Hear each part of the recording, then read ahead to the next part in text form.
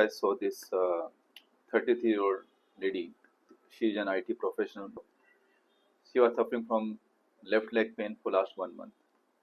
She had a similar episode 6 months ago, but that time with medicines and some rest, it got better. This time the pain is not subsiding.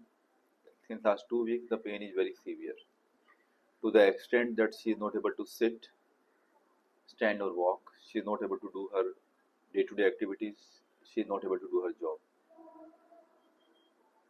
Patient is slightly obese.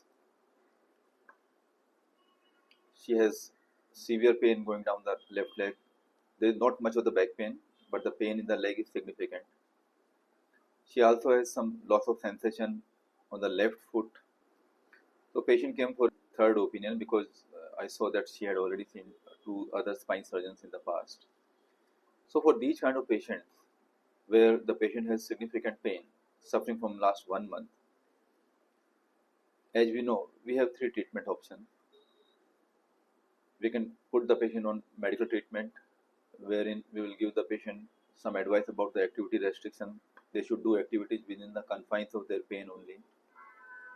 Patient should not sit on the floor, lift heavy weight or bend forward. They should use ergonomic chair for their office work. She can apply hot fomentation in the back if it hurts, though in her case the back was not hurting much. She can put some ointment or sprays on the back if it hurts. She will take pain medication, especially the anti-inflammatory, and if required some steroids, because they are the most potent anti-inflammatory medication. She might be benefited to some extent by muscle relaxants. We also give some nerve stabilizers to reduce the patient's radiculopathy, and we also give patient B12 and D3 etc. to make their nerve recover faster and to prevent further damage. Now, medical treatment is not a guarantee that patient will get better, but we can try it out. Now, this patient has already been suffering for last 1 month, and they don't come for the surgery directly. So we had to give them some medications whenever they see us. Patient can also try physiotherapy to strengthen her back muscles, so spine will be supported better. Now, it will not help significantly in her leg pain because physiotherapy's primary role is to strengthen the muscles. But maybe in the due course of time, the disc will shrink, the inflammation will subside, and patient might start feeling betterment in her leg pain also. There are some other modalities like transcutaneous electrical nerve stimulation, in which the physiotherapist will stimulate the patient's leg with a mild current, and that will in turn lead to numbness of the nerve which is troubling the patient and will in turn lead to reduction in the pain. So other than medical treatment, including physiotherapy, we have 2 more options. We can give the patient epidural steroid injection. We give small dose of steroid mixed with very tiny dose of local anesthetic, and we inject it under the C-arm guidance. It's like an X-ray machine which will tell us where our needle is located while the injection is actually being performed. And we release this medicine next to the disc which has come out, so it will reduce the inflammation in the area where nerve is getting irritated. So this will lead to short and instantaneous reduction in the patient's pain. Now, medical treatment is not a guarantee whether the patient pain will get better. If it will get better, after how many days will it get better, to what percentage will it get better, this improvement will stay for how long, and when the patient will get their pain again, because we are not targeting the primary pathology. And that's why even though the patient got better 6 months ago, again the pain returned. Injection, on the other hand, will take care of the pain significantly and immediately. However, again, it is not the cure of the underlying problem. It's a symptomatic pain management treatment. Once the effect of injection is over, patient's pain will most likely come back. But injection is very useful for somebody who is suffering significantly, but if they don't want to undergo the surgery immediately, or if somebody is adamant of not getting the surgery done, There are situations where we don't see any major pathology in the spine MRI or X-ray, but the patient is suffering severely.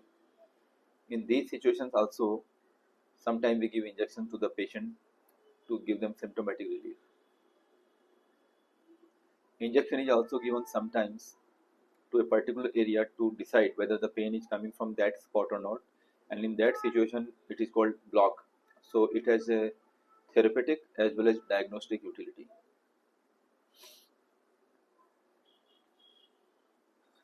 Now this particular patient's MRI showed a very big disc coming out at L5S1, which was pressing on the left side of the nerve, primarily S1 nerve. This patient was a good candidate to undergo the surgery.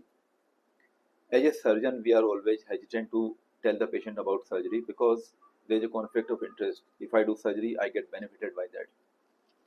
But at the same time, we see these situations where patients are suffering significantly and severely for a long duration, and there is a very clear-cut problem on the MRI. Patients are not getting better on the medical treatment. So these are the right kind of patients who will benefit from the surgery. What she will need is a minimally invasive microscopic or endoscopic discectomy procedure, which actually can be done on daycare basis also. After surgery, patient's pain goes down significantly and immediately, and here, because we are taking care of the primary problem, this relief will last for a long time. Now why I am saying long time and not forever? Because the two issues which can happen: number one, patient's disc can prolapse at the same level again, and it happens in about 3 to 4% of the cases. Or patient may have disc prolapse at other level, where today the disc is not prolapsed. So these are the kind of patients who will get benefited most from the surgery because they are severely incapacitated. There is a very clear-cut pathology on the MRI. Treatment of that has a very good track record of giving the patient significant relief once the primary pathology has been removed.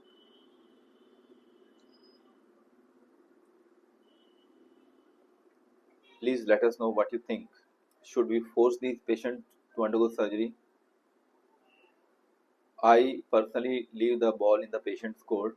I tell them all the options and I let them decide whether they would like to undergo surgery, which will give an immediate and guaranteed relief, or they would like to undergo the epidural injection, which will give immediate and significant relief. However, it won't be permanent. Or should we just give them medicines and physiotherapy and hope for the best that maybe with time patient symptoms will get better? I think it's the one most important thing to decide whether surgery should be done or not is the patient's wish, patient's willingness, patient's consent to undergo the procedure.